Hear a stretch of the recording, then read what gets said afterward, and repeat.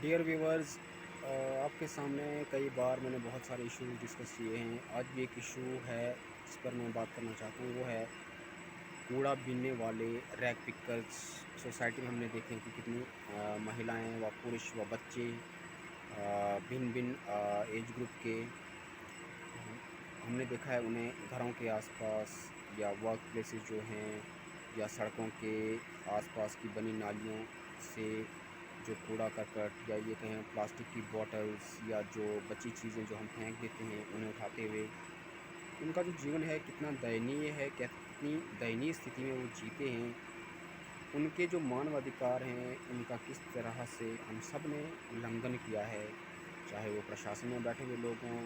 वो राजनीति में बैठे हुए लोग हों या और भी लोग जो भिन्न भिन्न संस्थानों में ये दावा करते हैं कि वे अपनी जिम्मेवारियों को सही से निभाने का प्रयास करते हैं। हम जब संविधान की बात करते हैं, हम जब नियम कानूनों की बात करते हैं,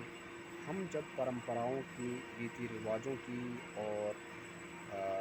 नैतिकता की बात करते हैं, तो क्या नैतिकता के पैमाने पर, नैतिकता के पैरामीटर्स पर हम सही तरह से उत्तीर्ण हो पाते हैं, सही तरह से पास हो पाते हैं? तो इसका एक स्पष्ट और एक क्लियर आंसर है नहीं। क्योंकि हम सब की जो ज़िम्मेवारी है उसको हमने सही से कभी पूरा नहीं किया, या ये कहें कि शायद वो हमारे उस तरह से हमारे इरादे ही कभी नहीं थे। क्यों आज भी 21वीं शताब्दी में, 21वीं सदी में जहाँ हम बात करते हैं आर्टिफिशियल इंटेलिजेंस की, हम बात करते हैं मशीन लर्निंग की, डेटा एनालिटिक्स की, रिसर्च एंड डेवलपमेंट और बहुत सी बातें कि हम एक ऐसे युग में जी रहे हैं जहाँ पे हमारे पास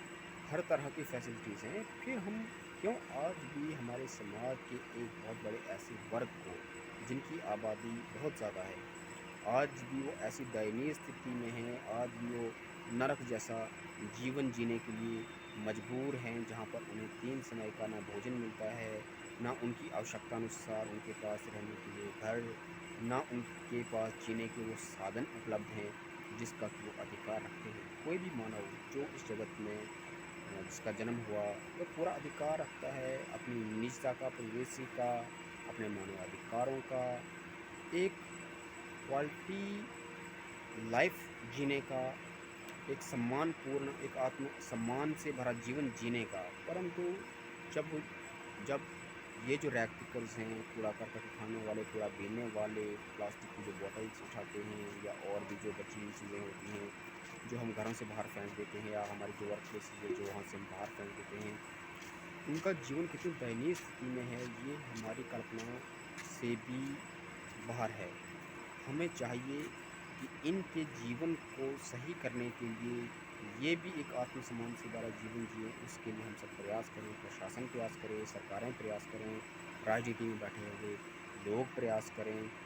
और भिन्न-भिन्न तरह से जिस भी रूप में, जिस भी तरह से संभव हो सके इनके जीवन में पूर्ण रूप से सुधार लाने के लिए जो भी प्रयास किए जाने चाहिए, वो हम करें। और